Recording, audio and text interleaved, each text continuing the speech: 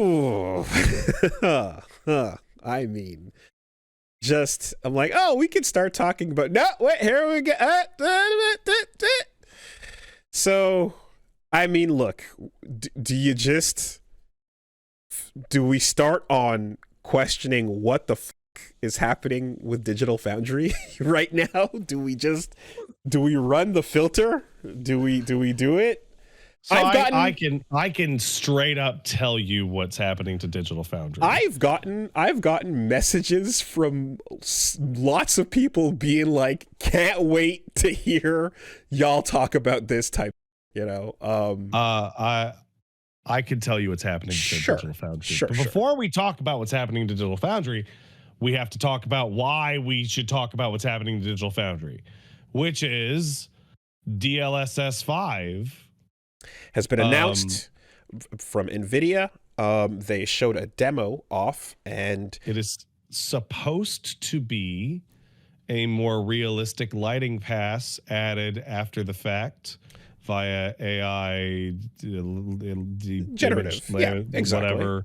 And it's the demo they showed off was running on two 5090s and 1200 watt power supply. It's apparently supposed to be of something that's coming this year. All right, so and in order to talk about that, we need to talk about the existence of DLSS. So DLSS was invented back in, I want to say, the fucking 2000 series, maybe 3000 series. But the idea behind deep learning super sampling is the idea that by feeding a bunch of a game's footage at super high resolutions into the robot, it can teach your video card via drivers how to ballpark what a lower resolution image would look like at a higher resolution.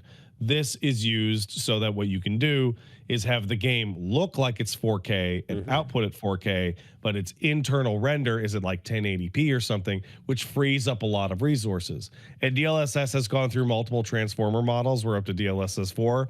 And DLSS-4 is really great. It creates like high resolution images that are in a lot of cases superior to traditional anti-aliasing techniques. It's an existing at much faster frame rates.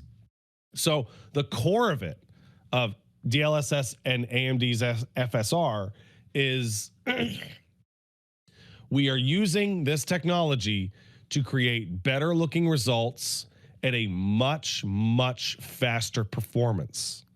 So when they say, hey guys, we invented DLSS-5 to improve lighting, by the way, it takes two 5090s, right away, the plot is lost. Immediately, it's like, no. This is not what this is for. So they're saying that they're going to get it running on one later in this year is what they're saying. But the demo that they showed off was using two and a 1200 watt power supply again. Second of which is the important thing of NVIDIA has been pushing ray tracing and path tracing for a while, which is basically reconstructing light rays to more accurately do something in the scene. The problem with ray tracing and path tracing, despite the fact that if there's a lot of water or reflective surfaces, it can look very nice, it's like the most expensive computational setting on your computer. It's like 20% of your computer's like energy is going into something that's like 1% visually better. It's a massive waste. It is the easiest setting to turn off and go, oh cool, now the game runs good.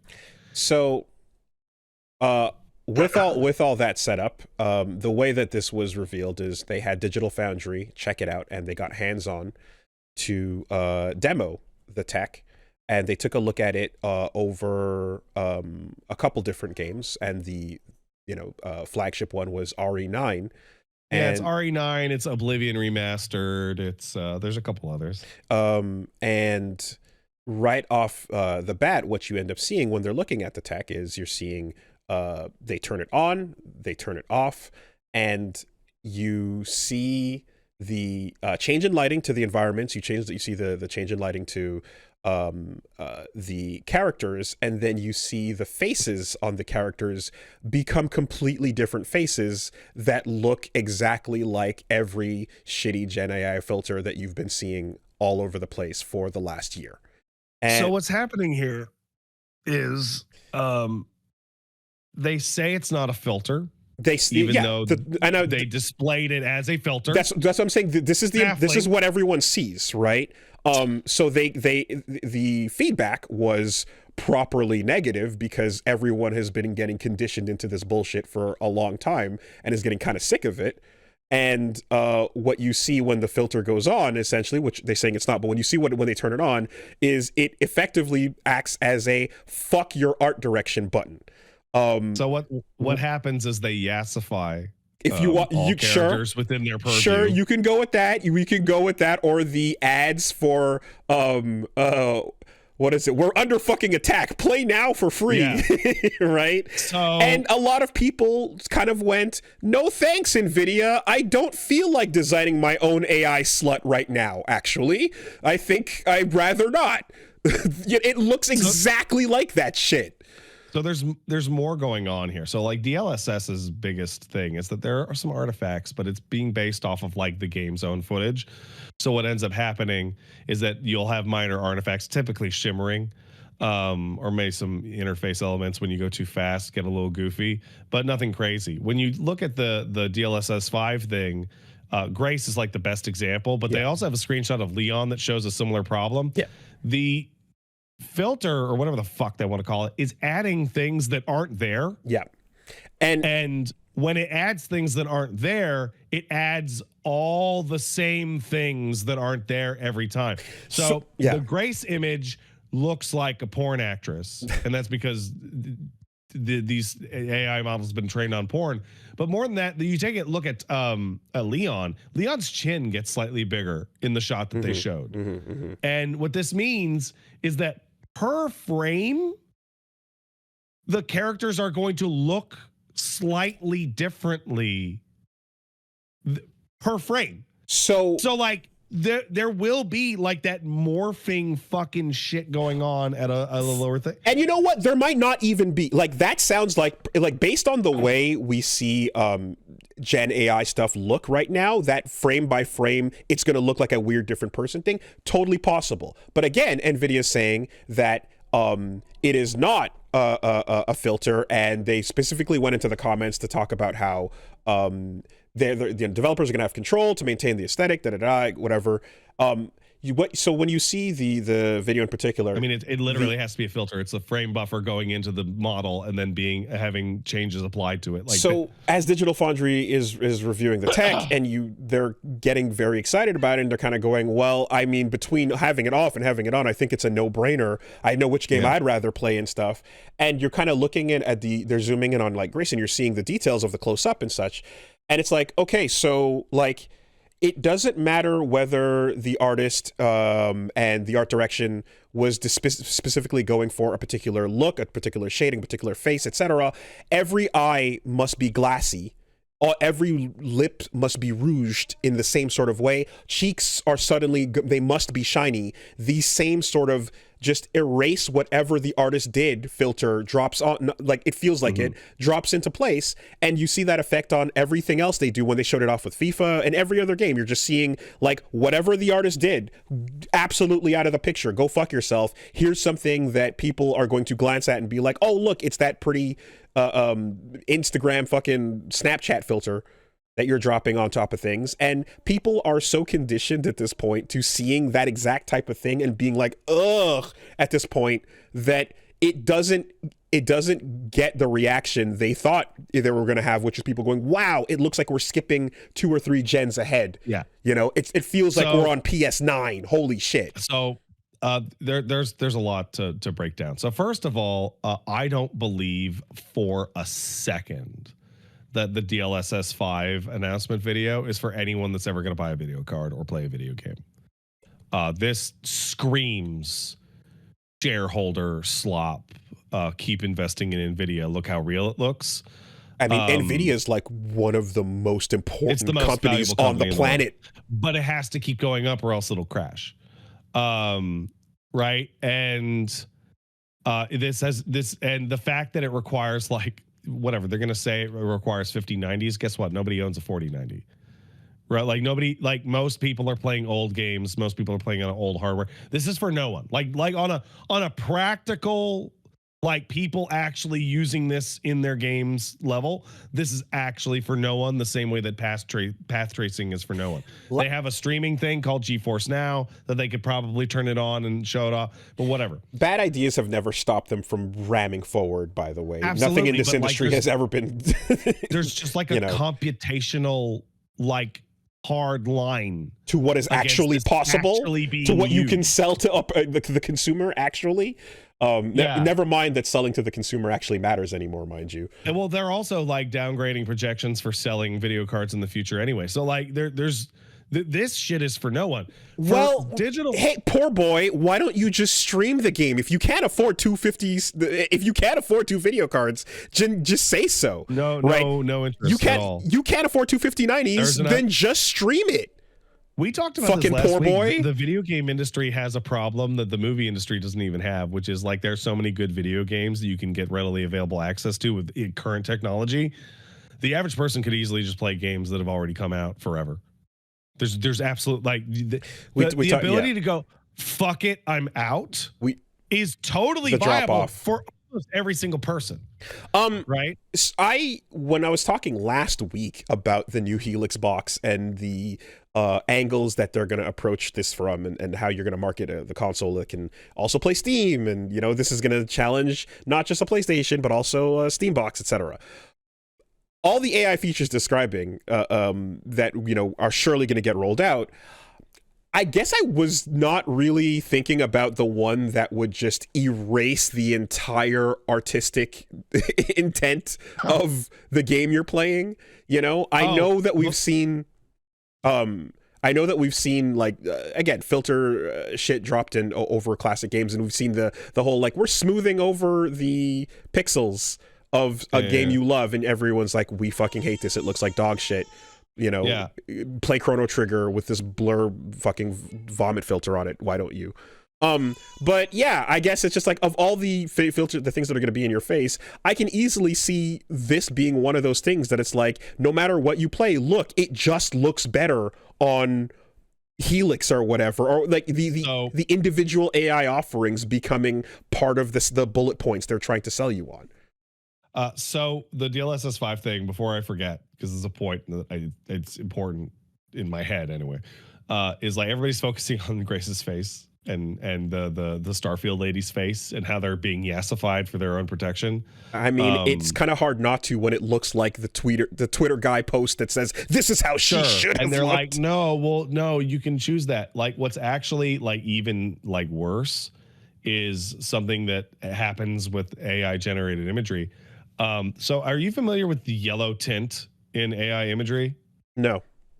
Okay, so AI has an issue with its output, and that is a weirdly disproportionate amount of all images ever have more yellow in them than other colors. There just happens to be a crazy amount of yellow images. Deus Ex piss filters. As a result, some AI models are skewed yellow compared to whatever their source would be. Interesting. Over and over and over, right? And what you're seeing with the DLSS-5 thing is every single compare and contrast image made the scene like twice as bright. Yeah, the Assassin's Creed Shadows forest was like in particular. A dark forest, a dark street under rain, and a dark room underground in the Starfield one. All of them are just super brightly saturatedly lit. And that's even a bigger problem than the fucking AI face shit. A Resident Evil is a fucking horror game that takes place mostly in the dark.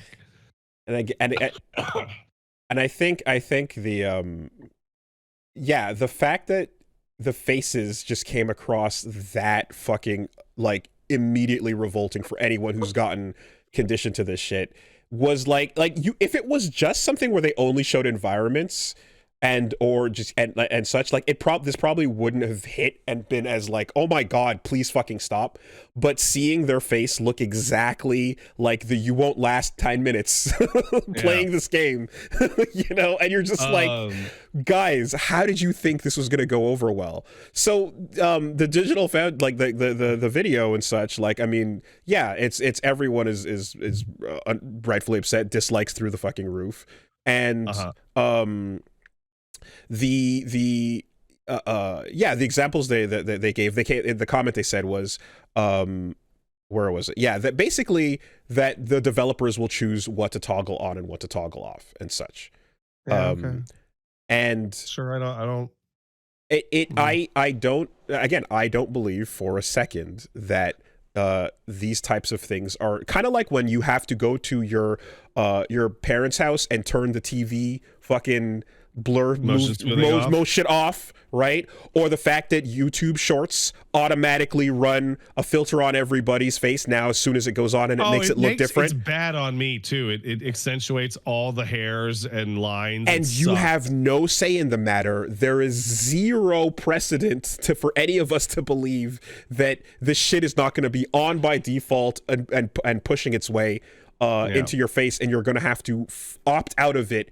More than anything, right? It's 100% going to be the way that this goes. And yeah, I mean, fucking I feel stupid to keep saying the word art as if it matters, as if it means anything, because it doesn't fucking mean anything, right? This is where we get into what's going on with Digital Foundry, and I feel like people haven't been paying attention and literally have never paid attention to Digital Foundry in the history of their thing. Everyone is going, I don't understand how Digital Foundry can find this impressive when it screws up the art design.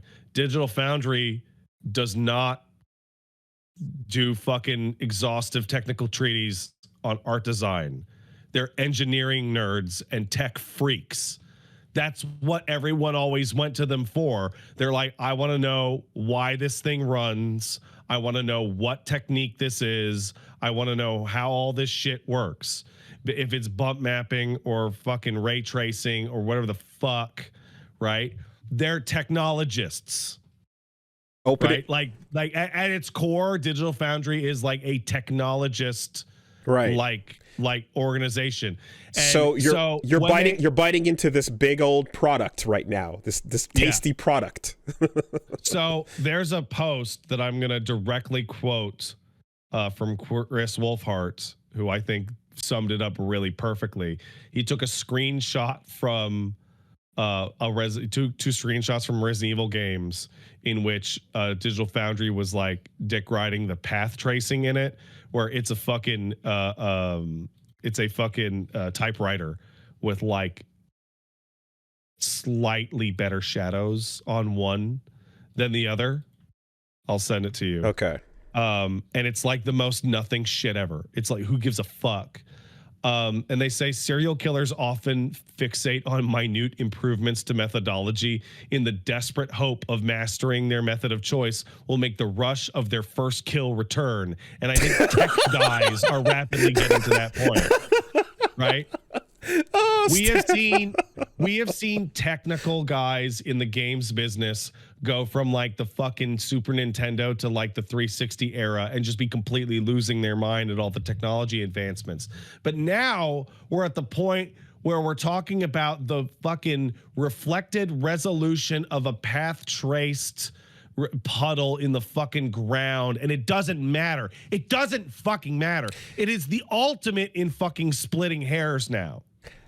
But as technologists who also rely on industry support to send them direct footage and devices to test, yeah, of course they're going to dick ride any new technical like development, and because that's what they do. And this is a place that you turn to that's trustworthy for the level of granularity is always going to be to the extremes, because it's going to be more granular than you would ever go and for certain levels of for example, for finding out like which version of something is dropping more frames, which, you know, or to the point where with the games we play that are higher responsiveness, like certain versions dropping more frames actually feels worse to play and such. These are things that are, you know, the amount that we're looking for is way in the weeds compared to where the average consumer wants to go.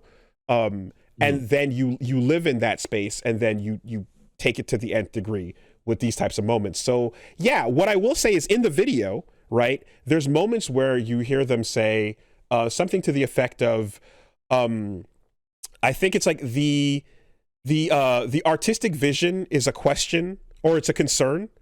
You know, they're going, wow, this looks phenomenal. This tech is really great. Now, the artistic vision, you know, the changes that might have to it, that is a bit of a concern, or that is a question to be answered. You know, they kind of like, I forgot the exact phrasing of it, right? That gets posed, but overall, it's like, yeah, they give you a breadcrumb of plausible to say that, like, ultimately, yes, this is wiping out what the art direction intention was for all of the things you're looking at here, but ultimately, it looks like we're skipping a generation or 4 ahead. So wow, right? Yeah, except it turns every white woman into Aubrey Plaza, Scarlett Johansson.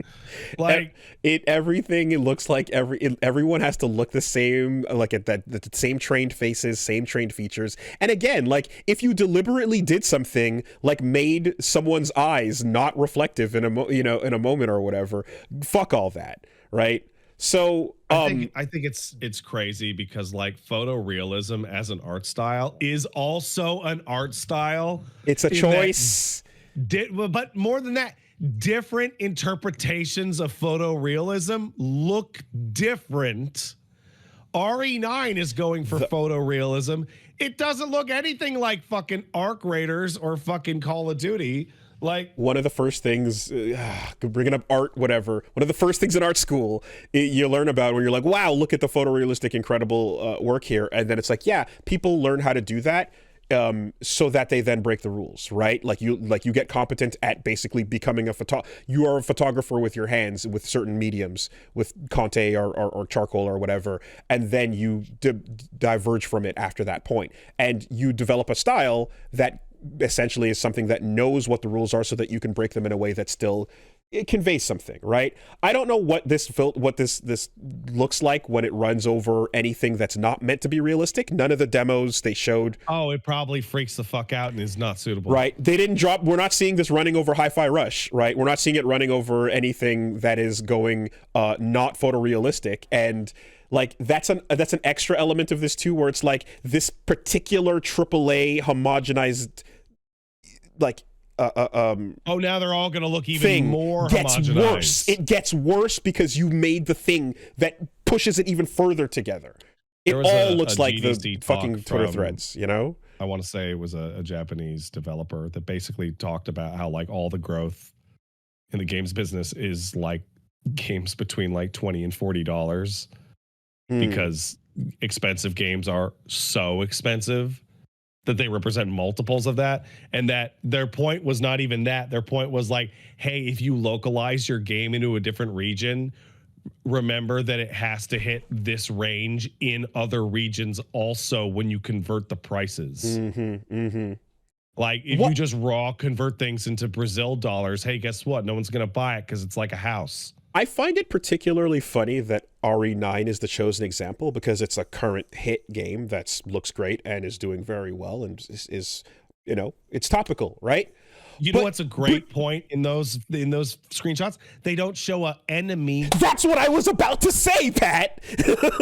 What happens if you show a monster that's supposed to be fucked up and disgusting, or anything that's designed to be weirdly sort of human but not human, right? What does it do to a zombie or a creature that's meant to be dead, or anything that has any kind of feature? Like, what does it do for that? I would love to know, because the only thing it understands, obviously, is the distilled beauty filter that we've trained, you know, every girl to look like and every guy to look like. How do you drop that onto a realistic art style that is also being inhuman on purpose. Show us what a monster looks like. I want to know. The other thing does it get rosy cheeks and glossy eyes? We're not even going to spend much time on it because it's obvious every time we talk about AI. But like now that we're past training the model on the game itself, and now it's showing us realism looking AI humans. Oh, okay, where did that training data come from? Did it come from the same slot pile of stolen assets and videos like everything else? You can't even get into the training data part of this. Like, yeah, you have to just take that and sidestep it entirely. Oh, right? It looks like a real person? Oh, okay, that means you stole a real person's photo. Or probably billions. I mean, look, yesterday, like I was describing just, you see this type of shit again. Oh, somebody posted it. Somebody posted what it would look like. Here, Woolie, I'll show it to you.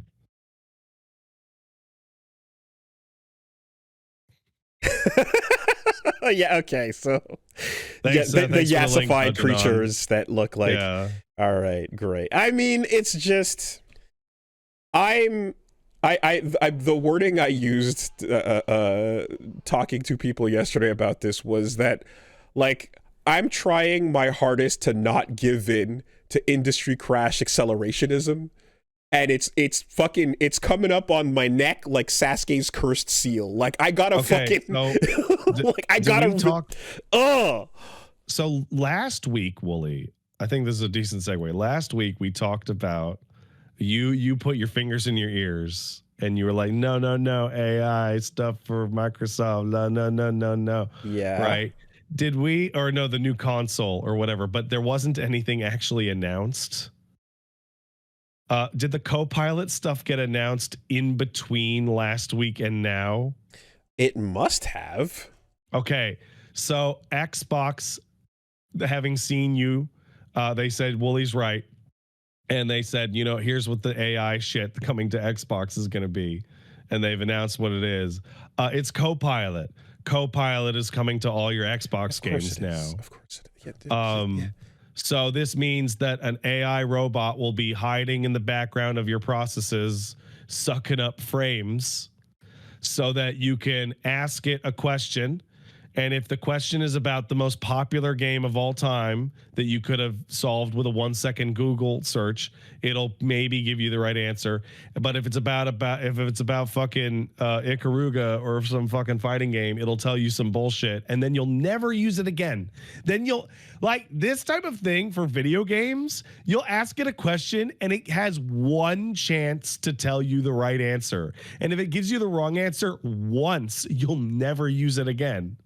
There's no other place this could have gone, because you're coming up with a way to sell an expensive piece of hardware to people in an unaffordable industry and an unaffordable economy, and you're also giving something that you're telling them they can play it elsewhere, that they can play it on their existing platforms, etc. And so you have to come up with a feature to pull people over, and if it's not going to be exclusives, all you have to go on is, what is the current bubble based on? What is everything leaning towards? How do we get people to come in and build that and get the investment machine going? You tell them that the box has a unique AI thing that they can't get anywhere else. That's all it is. The robot that's always wrong how to beat this boss. Like, so look, I don't know the full deal with the folks over at Digital Foundry and everything like that, but I do know I'm sure they're all nice people, but I think their heads too deep in the beast. I see people not quoting, but people are mentioning one person in particular, John Linneman, who just wrote ... on Twitter. Yeah.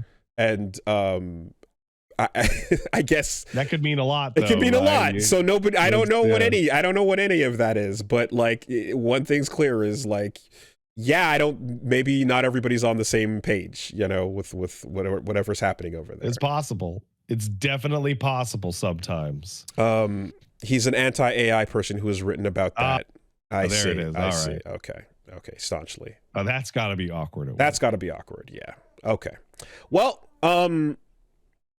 the other thing is that so even from a technologist perspective, the AI stuff is kind of self-defeating, because like the entire onus of image generation is just like next neighbor's like imagining an image, like essentially at some point there's no graphical technology in it at all.